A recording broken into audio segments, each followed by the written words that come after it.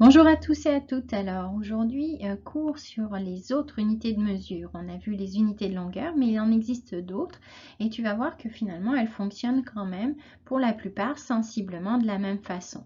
Tu retrouveras l'information dans ton cahier sommet à la page 184 et voici les devoirs qui y étaient associés.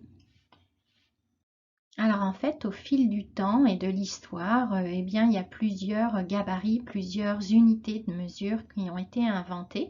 Et puis, assez récemment, eh bien, les pays se sont entendus, plusieurs pays du moins, sont entendus pour adopter un système international d'unités, excuse-moi. Ce système, il va définir certaines unités pour mesurer certaines grandeurs concrètes de la vie de tous les jours. Et en fait, il en a été retenu 7 dans ce système d'unité internationale. Là, on t'en propose quelques-unes. Tu as dû remarquer que j'avais fait une capture d'écran de ton livre. Pourquoi? Parce que je voulais t'informer déjà qu'il y avait une erreur. En ce qui concerne le volume, qui est le litre, c'est vrai qu'on utilise dans la plupart des pays les litres, mais dans d'autres, on utilise aussi les gallons. Et il faut savoir que ce volume-là, ce n'est pas une unité du système international. C'est écrit ici, mais ça n'est pas une. C'est une unité que nous, on utilise certes, mais elle ne fait pas partie du système international d'unité. Je te l'ai dit, il y en a 7, et puis je t'inviterai à les découvrir par ailleurs. Mais en ce qui concerne la longueur, c'est le mètre, on en a parlé. En ce qui concerne la masse, c'est le kilogramme. Et en ce qui concerne le temps, eh bien ça, c'est les secondes qui est notre unité de référence. Même si ça ne va pas fonctionner de la même façon que les longueurs et les masses, bien entendu. Alors, je te disais, pour en savoir plus sur les unités et le système international de mesure, eh bien, tu peux visionner les 2 vidéos suivantes. Alors, pour retrouver les liens, je t'invite à aller dans Classroom et dans la section notes de cours où tu vas retrouver les diapositives sous version imprimable et avec les liens, bien entendu, tu pourras cliquer au lieu de recopier tout ce qui est écrit ici. Juste une petite information pour te donner peut-être envie d'aller voir. Par exemple, dans le système international des unités, on parle de la mesure de la température. Nous, on utilise les degrés Celsius. Puis de temps en temps, vous utilisez aussi les degrés Fahrenheit. Ben, sachez que dans le système international des unités, c'est ni l'une ni l'autre qui est reconnue sur la Terre. Enfin, sur l'ensemble des pays, en fait, ils ont gardé le Kelvin, qui est une 3e unité de mesure de température. Donc ça fait partie des choses qui sont quand même intéressantes. Donc, je vous invite, si vous êtes curieux, à aller visionner tout ça. Alors, en ce qui concerne l'unité de mesure du système international qui concerne la masse, eh bien, c'est le kilogramme qui a été retenu en référence de façon historique.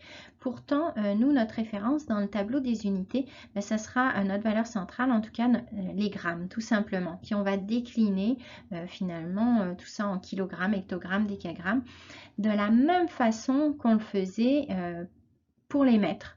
Donc le système a fonctionné de la même façon. Si tu es capable de faire un tableau avec l'unité de mesure qui est la longueur, les mètres, tu vas être capable de la même façon de travailler avec les unités de masse. Donc l'unité de masse, elle sert vraiment à savoir si un objet va être lourd ou léger. C'est un référentiel qui a été choisi au départ comme ça. Donc on utilise vraiment ce tableau de la même façon que les mètres et il est très important d'apprendre par cœur ce tableau. Alors pour info de mémoire aussi, sache que historiquement 1 kg correspondait exactement à 1 litre d'eau pure, mais comme c'est des mesures qui ne sont pas fiables, ça a été réactualisé au bout du jour avec des constantes plus précises. Là, si tu es curieux, fais une petite recherche Google, tu vas voir, c'est intéressant mais assez complexe. Alors, en ce qui concerne l'exemple ici que tu as sous les yeux, on voit que ça va fonctionner de la même façon que pour le tableau avec les unités de longueur. Donc, la première chose à faire est d'identifier l'unité avec laquelle on travaille. Donc, ici, les décigrammes. Les décigrammes sont à droite des grammes dans le tableau des unités de masse et que dans 567,34, eh bien c'est le 7, notre chiffre des unités. Donc c'est le 7 qu'on vient placer en premier dans le tableau et puis ensuite on écrit autour de lui les autres chiffres. Donc le 6 et le 5 devant et puis le 3 et le 4 derrière. On ne place pas la virgule sinon ça va nous mêler. Et enfin, on vient regarder maintenant en quelle unité on veut convertir la donnée qu'on a.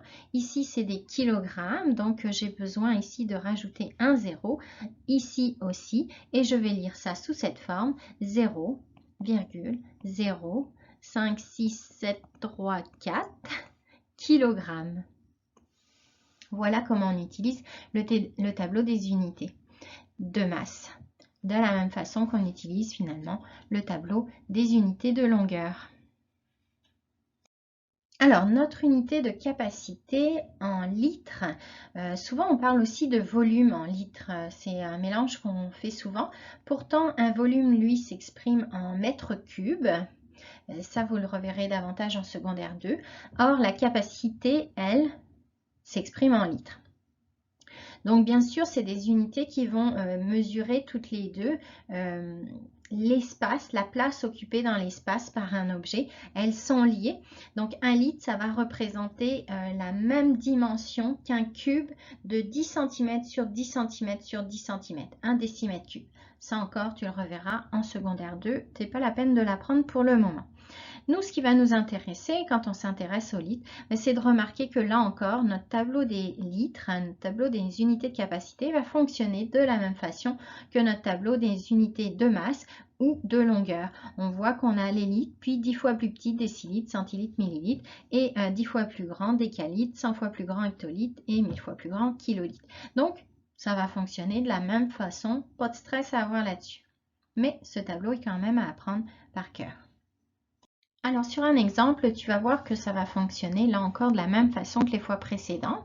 Donc, première chose à faire, identifier l'unité que l'on a. Donc ici, ce sont des centilitres. Identifier l'unité dans le nombre que l'on a. 24,3 ici, l'unité c'est 4.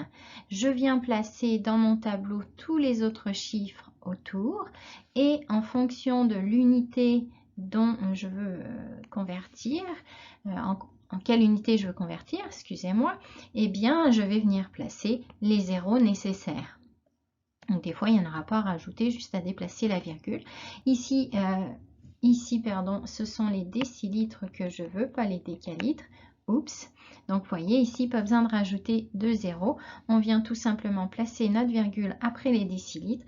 Donc, 24,3 centilitres, c'est la même chose que 2,43 décilitres. Alors, l'unité fausseuse de trouble, eh bien, c'est le temps. Et oui, le temps ne va pas fonctionner comme les autres unités qu'on a pu voir jusqu'à présent. Pour le temps, c'est vraiment plus complexe que ça. C'est historique aussi, hein, mais il n'empêche que tu vas être obligé là d'apprendre de nouvelles choses. Donc, tu dois savoir que 1 minute, c'est 60 secondes, que 1 heure, c'est 60 minutes, que un jour, non, c'est pas 60 heures, c'est 24 heures, et qu'une semaine, c'est 7 jours. Et qu'une année entière, c'est exactement égal à 365 jours, un quart, 360,25 jours. Alors souvent, on va arrondir à 365 jours, mais il faut savoir que pour les années bissextiles, ça fera 366. C'est pour ça que tous les 4 ans, eh bien, on a un jour de plus, parce que normalement, c'est 365 jours, un quart. Finalement, une année. Voilà. Donc ça, vraiment à retenir par cœur, c'est très important. Et si tu ne le sais pas, pour faire des conversions d'unités de temps, ça va vraiment être compliqué. Alors, ce qui va être associé aussi aux unités de temps, c'est tout ce vocabulaire qui va être lié à ça. Quand une émission, par exemple, revient chaque jour, on parle de quotidien, de quotidienne. Quand quelque chose revient toutes les semaines, on va parler d'hebdomadaire. Ah, comme un plan de travail hebdomadaire. Ben oui. Et quand quelque chose revient tous les mois, eh bien, une revue mensuelle et tous les ans, quelque chose d'annuel. Et puis, à ça se rajoutent des vocabulaires bi-hebdomadaires, bimensuels, etc., qui compliquent un petit peu les choses. Mais déjà, si tu retiens ces 4 mots de vocabulaire-là, ça va déjà être pas mal. Alors ensuite, un petit exemple, si j'ai 43 562 secondes et que je veux connaître combien d'heures ça me donne, eh bien, je vais être obligée de faire des paquets de minutes. Et pour faire des paquets de minutes, eh bien, il faut que je me souvienne que déjà, dans 1 minute, il y a 60 secondes. Donc, ma première chose à faire va être de poser la division 43 562 et je vais venir diviser par 60. Je vais faire une division, souvenez-vous, avec reste parce que j'ai besoin de savoir les secondes qui vont me rester. Je n'ai pas besoin de les avoir en virgule. Donc, vraiment, ça va être ce qu'il va falloir faire. Donc, pour ça, il faut quand même connaître sa table de 6. Donc, dans 435, combien de fois 60? Eh bien, comme je sais que 6 fois 8, ça fait 48, donc on serait à 480, ça va me faire trop. 6 fois 7, 42, ça me paraît pas mal. Alors, 60 fois 7, ça va me donner 420. Je vais enlever 420, il va me rester 15. J'abaisse mon 6. Maintenant, je réfléchis dans 156, combien de fois 60? Bien, juste 2 fois, j'enlève le 120. Il me reste 36. J'abaisse mon 2. Et dans 362, il y va 6 fois, mais il va me rester 2 secondes tout rond. OK? Donc, maintenant, je sais que j'ai quand même 726 minutes à ma disposition. Et avec ces 726 minutes, je peux faire combien d'heures? Bien là, il faut que je me souvienne qu'il faut encore 60 minutes pour faire 1 heure. Donc, je vais revenir poser une division avec reste en divisant 726 par 60. Alors, combien de fois 60 dans 72 pour commencer? Une fois. J'enlève 60, il me reste 12. Et dans 126, combien de fois 60? 2 fois. Et il va me rester 6 minutes. Hop, excusez. Là, je peux écrire que c'est des secondes. Hein. Des secondes, il va me rester des secondes. Ici, si j'ai des minutes, il va me rester des minutes. Mais ça va me donner des heures.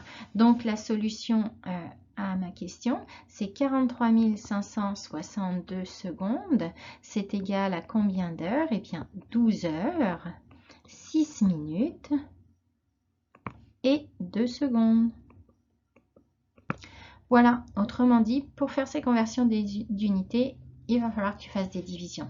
Ah, d'où l'intérêt d'avoir appris à bien diviser avant. Mais oui, mais oui. Voilà, c'est tout pour les autres unités de mesure. J'espère que tu as tout compris. Salut, bye!